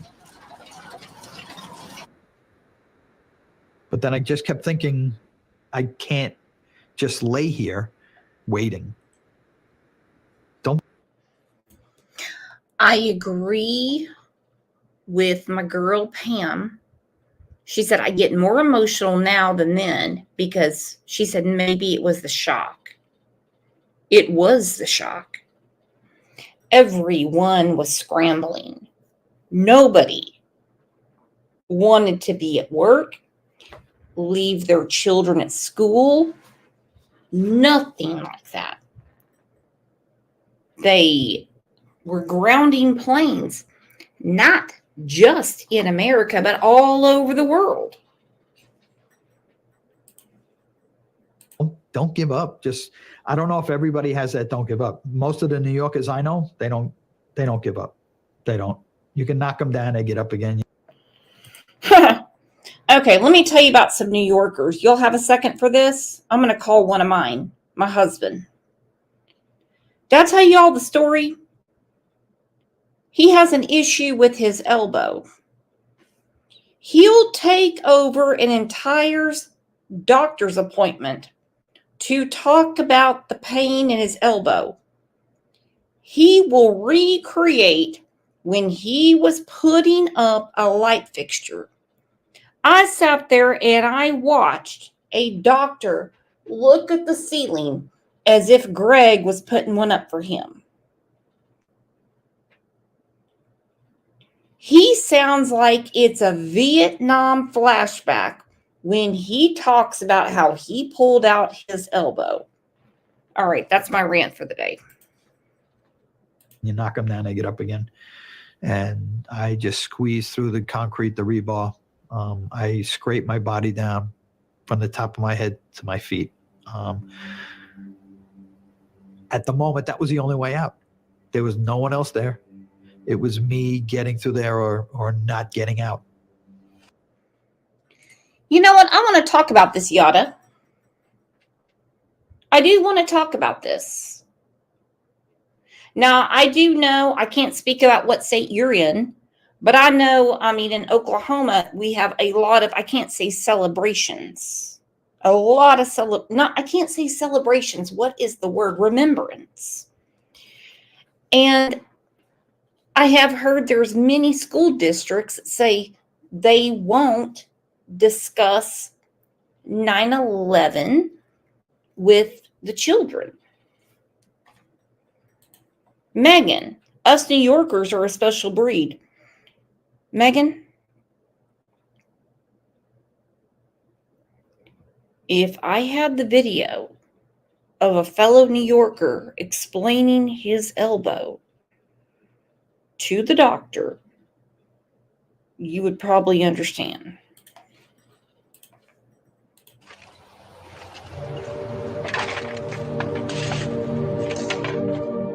When I came out through that hole, it was like a blizzard down there. Papers, gray, embers flying around.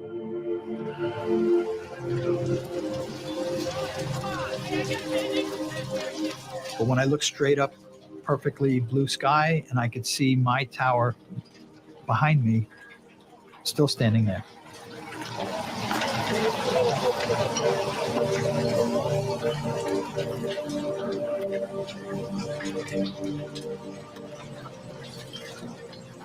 And that's when I realized I'm still around. Whatever had happened to me, it didn't get me. I survived. This day will not go away. Just like when weirdos want to burn down cities or rip down monuments, statues, whatever. Listen, you keep scratching a scab, guess what you're going to get? It's called a scar.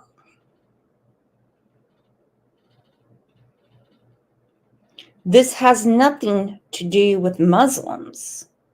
It has to do with what happened to Americans. And the rest of the world. And then when a certain person said we have a travel ban, people came unglued. They said, oh my God, that's so racist, that's so racist, that's so racist. You can't do that. Shut the fuck up. What are you talking about? That's racist.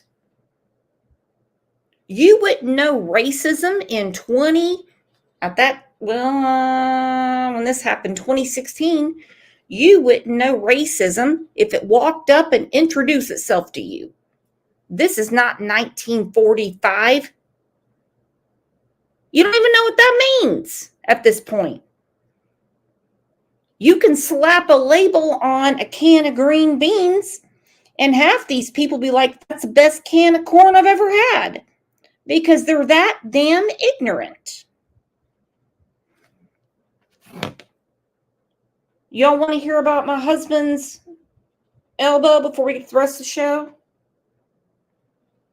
We have a lot of very ignorant people in this world.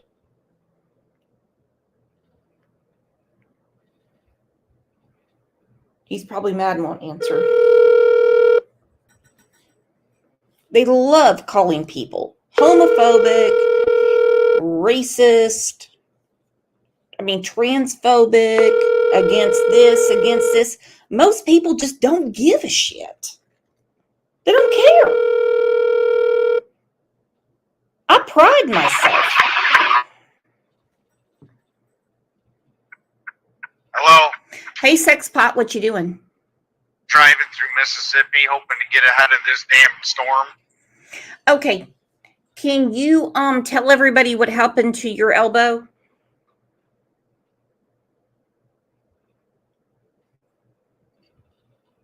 From hanging the lamp? Yep. I was hanging a lamp and I got tennis elbow. I know, baby. I know. Now, go ahead and tell everybody about how you were telling the doctor about it and he paid more attention to you than me. Well, this is true. My story was more interesting.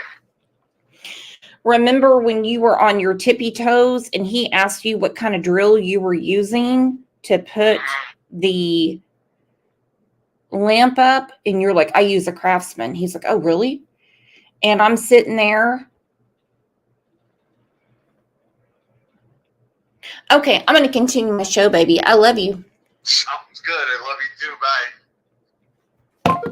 Bye. He's not listening. New Yorkers I know, they don't give up. They don't. You can knock them down, they get up again. You knock them down, they get up. Megan said, does he drink coffee, read the newspaper? We were in Arkansas one time. And my husband, he's from upstate New York. He still says coffee.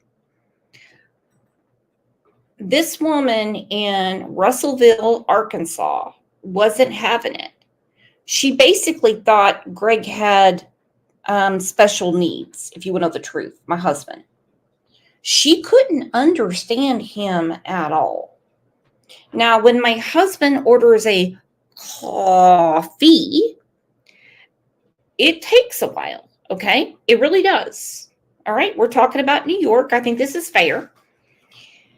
So I had to come in and translate and tell her what he wanted. She looked at Greg as if he had just come across the Rio Grande. Goodness. He walked out and he goes, I've never been so insulted in my whole life. And I'm like, sure you have. Calm down. Up again. And I just squeezed through the concrete, the rebar. I scraped my body down from the top of my head to my feet. At the moment, that was the only way out. There was no one else there. It was me getting through there or not getting out.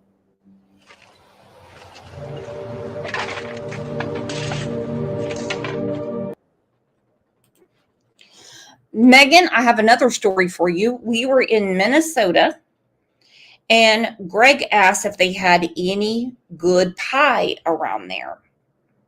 You know, they have what they call Minnesota nice around there. And we had this, like, 3 people around us. And they're like, oh, yeah, we have, they kept saying, yeah. They said, we have cherry, we have apple. And I'm thinking we're going to get thrown out. And I'm like, he's talking about pizza. Yeah, call me sometime. I'll explain what happened when we were in Chicago.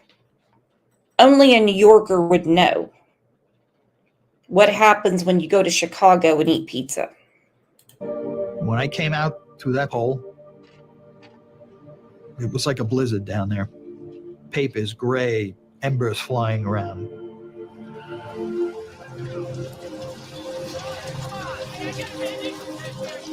But when I looked straight up, perfectly blue sky, and I could see my tower behind me, still standing there.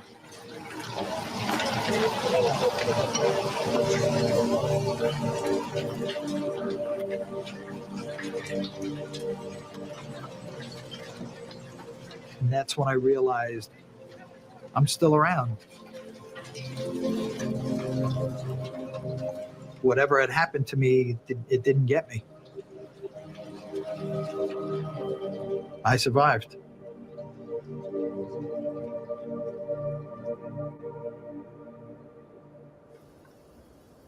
I was lucky. I was very lucky.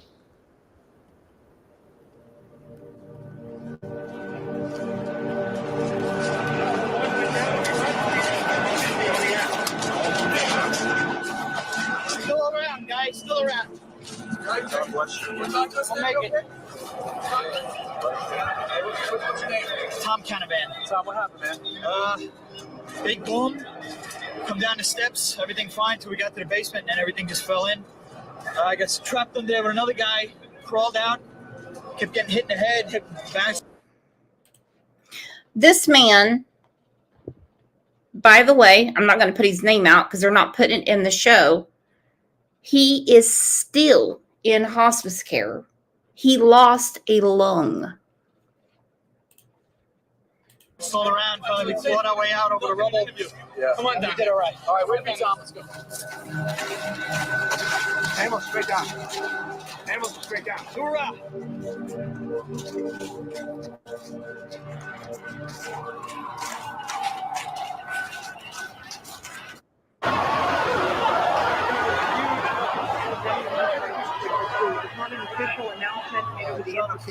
Kitty, let me interrupt for just a second.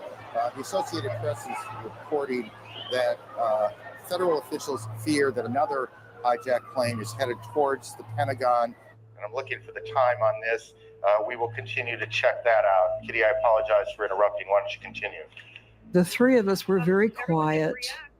We all knew that it was a very grave situation that Mark faced. My brother tried to cheer me a little bit. He pointed out that since the hijackers had been so successful taking down the World Trade Center and the Pentagon, that maybe Flight 93 would land safely. And even as he was saying it and I was listening, we knew, both of us, that that just wasn't going to happen that way.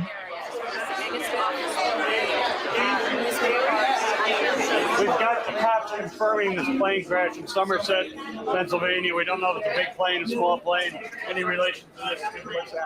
United Flight 93, Newark to SFO, has crashed in Pennsylvania. Again, United Flight 93, Newark to SFO, has crashed in Pennsylvania per United Airlines. I'm now told that United Airlines is now saying that can you tell me the number of the flight 93 has crashed in Pennsylvania? Now,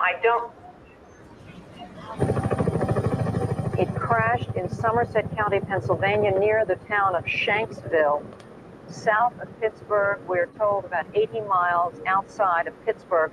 It is not known how many. That was hard to take in. Crew were on board, although But I knew that I would never see Mark alive again, and none of those innocent people on Flight 93 would see their loved ones again. Plane that crashed in western Pennsylvania, we are now told, was United Flight 93 out of Newark, and it was headed for San Francisco. Now, was that one of the hijacked planes? Did some heroic pilot perhaps save an awful lot of lives in Washington? We don't know at this point, but we do know that it was United Flight 93 out of Newark, heading west on its way.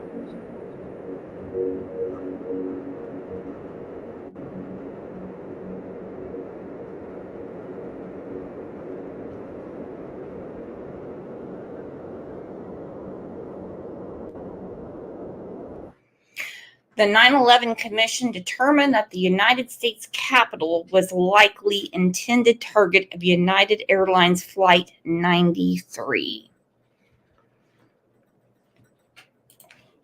The people that were on board took it down.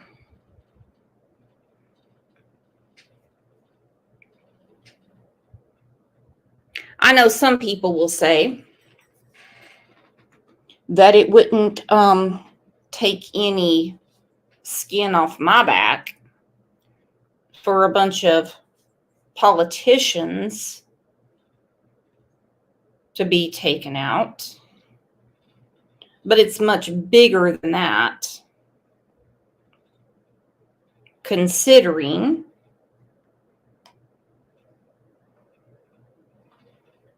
what was really going on that day and what was ignored and honestly warned about. Now, I don't know who saw the debate last night and some of the crazy lies that were put out, which I could not understand. But I understand that a lot of us are angry Americans. We're not the gonna put my head in the sand person anymore, ignore prices, ignore anything. It gets worse every year. Look at my girl right there, Susan. She goes, I wouldn't watch that garbage. Chrissy goes, I didn't bother. I know who I'm voting for. Why did one person get the questions and the other one didn't? Why? Could you imagine being in, let's just say, high school, and someone gave you the questions to a test while everyone else had to answer and study? I think a lot of people have really, really had it. American girls and American guys, we'll always stand up and salute. We'll always recognize when we see old glory flying. There's a lot of men dead, so we can sleep in peace at night when we lay down our head.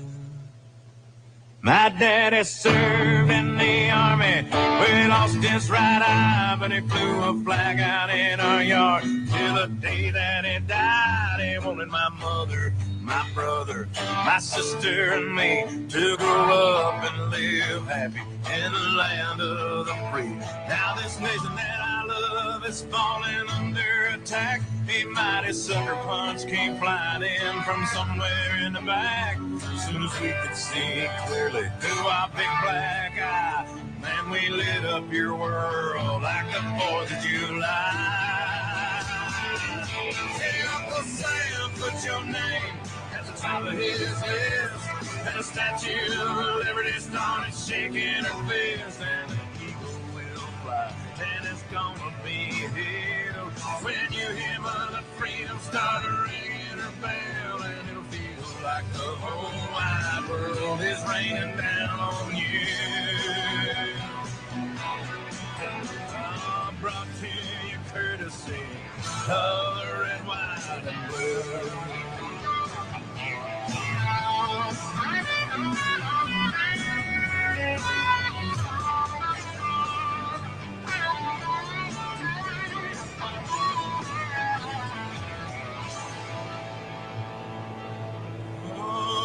Justice will be served and the battle will rage.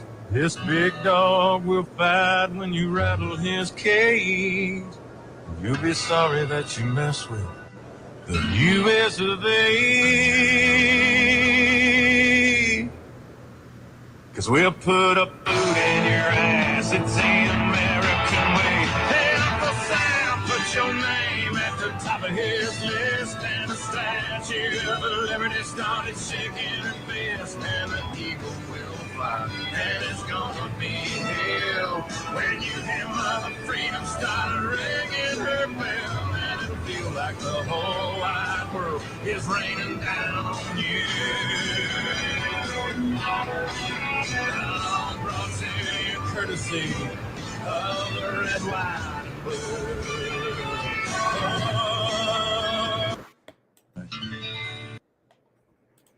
Okay, I'm going to play it again because if you all have time for it, there's only 58 people in here, which I know who the real people are today. I know. Yada said more terrorists have crossed the border over the past 4 years. Cover-ups. 2 from Yemen attempted to access Quantico. DOJ says no proof they had criminal intent. What the actual fuck? Did you see what happened in Colorado? It's absolutely insane. And they want to take our protection. You have weirdos saying, well, we should get a security system. So you really think ADT is going to jump off my porch and protect me? STFU. Enough with these crazy people. American girls and American guys, we'll always stand up and salute. We'll always recognize when we see old glory flying. There's a lot of men dead, so we can sleep in peace at night when we lay down our head.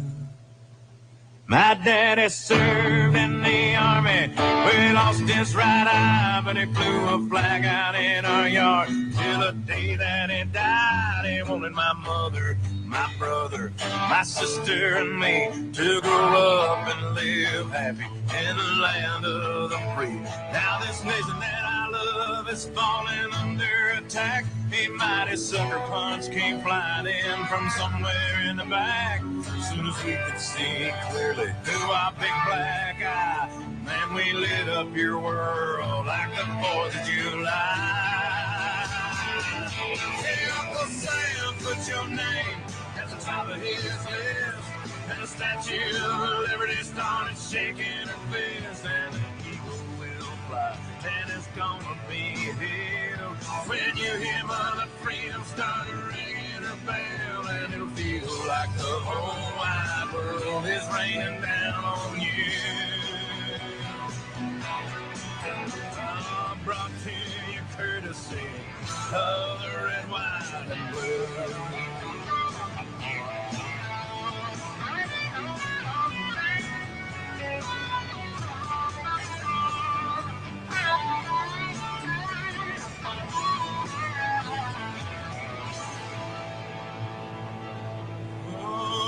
Justice will be served and the battle will rage. This big dog will fight when you rattle his cage. You'll be sorry that you mess with the U.S. of A. 'Cause we'll put a boot in your ass. It's the American way. Hey, Uncle Sam, put your name at the top of his list, and the Statue of Liberty started shaking her fist, and the eagle will fly, and it's gonna be hell when you hear Mother Freedom start ringing her bell, and it'll feel like the whole wide world is raining down on you. Brought to you courtesy of the red, white, and blue.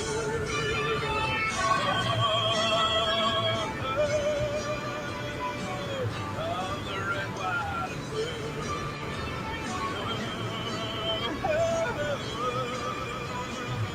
Of my red, white, and blue.